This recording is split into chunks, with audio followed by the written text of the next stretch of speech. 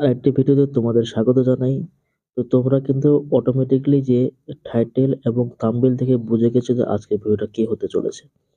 2024 সালে Facebook Meta business যেটা নতুন আপডেট, যে তোমরা কিভাবে ফেসবুক পেজ অথবা প্রোফাইলে ফলো বাটন অ্যাড করবেন সেটাই আজকে তোমাদের আমি দেখাবো। তোমরা কিন্তু ইউটিউবে কিন্তু ইতিমধ্যে অনেক ভিডিও দেখার পরেও কিন্তু সাকসেস হতে পারোনি।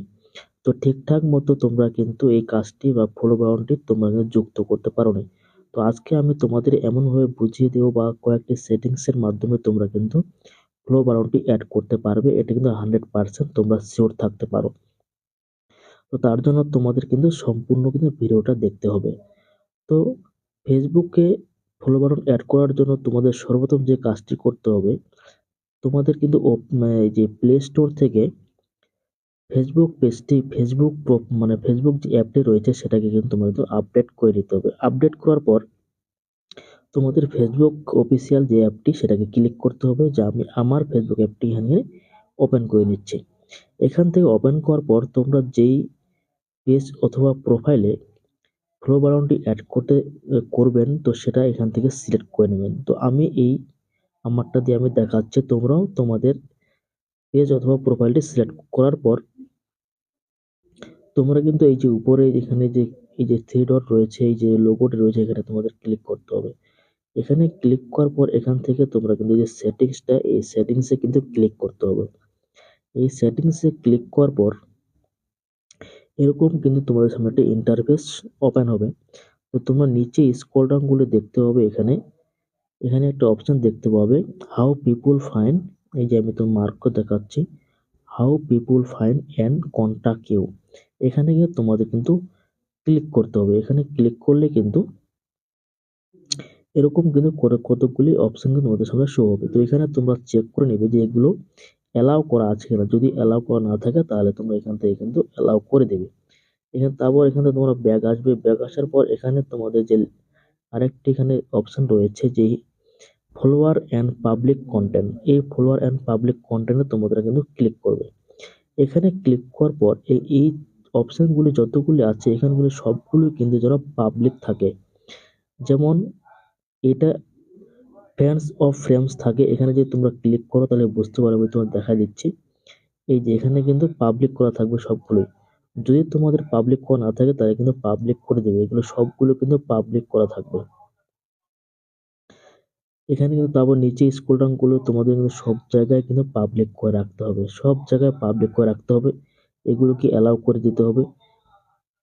অ্যালাউ করে দেওয়ার পর এখান থেকে তোমরা কিন্তু বের হয়ে যাবে। এই যে যেগুলো রয়েছে সবগুলো কিন্তু এখান থেকে কিন্তু পাবলিক করা থাকবে। তো তারপর এখানে একটি কাজ হয়ে গেল, আরেকটি কাজ তোমরা এখান থেকে অলরেডি ব্যাক হয়ে যাবে। ব্যাক হয়ে যাওয়ার পর এরকম ফেসবুকে তোমরা চলে আসবে। এখানে আসার পর এই যে অপশনটি রয়েছে এখানে প্রোফাইলের, এখানে তোমরা ক্লিক করবে। তো এখানে আমি ক্লিক করে দিচ্ছি। এখানে ক্লিক করার পর এখানে তোমরা দেখতে পাচ্ছ এখানে যে থ্রি ডট তিনটি লাইন রয়েছে, এখানে তোমরা ক্লিক করবে। এখানে ক্লিক করার পর এরকম একটি ইন্টারফেস তোমাদের সামনে শো হবে। তো এখান থেকে যে এই যে এডিট বাটন অ্যাড, এই এডিট বাটন অ্যাড এখানে তোমরা ক্লিক করবে। তো এখানে ক্লিক করার পর এরকম কিন্তু একটি ইন্টারফেস তোমাদের সামনে শো হবে। তো এখান থেকে কিন্তু তোমরা কিন্তু কি করবে, এই যে মেসেজটাকে তোমরা রিমুভ করবে। আর এই যে ওয়াচ টাইম, যে ওয়াচ নাও, এই দুইটাকে তোমরা রিমুভ করবে।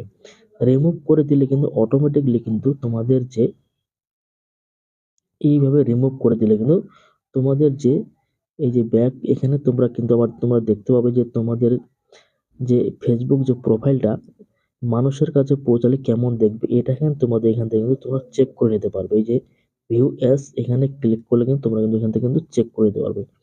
তো আমার প্রোফাইলটা মানুষের কাছে কিন্তু এরকম ভাবে কিন্তু পৌঁছাবে।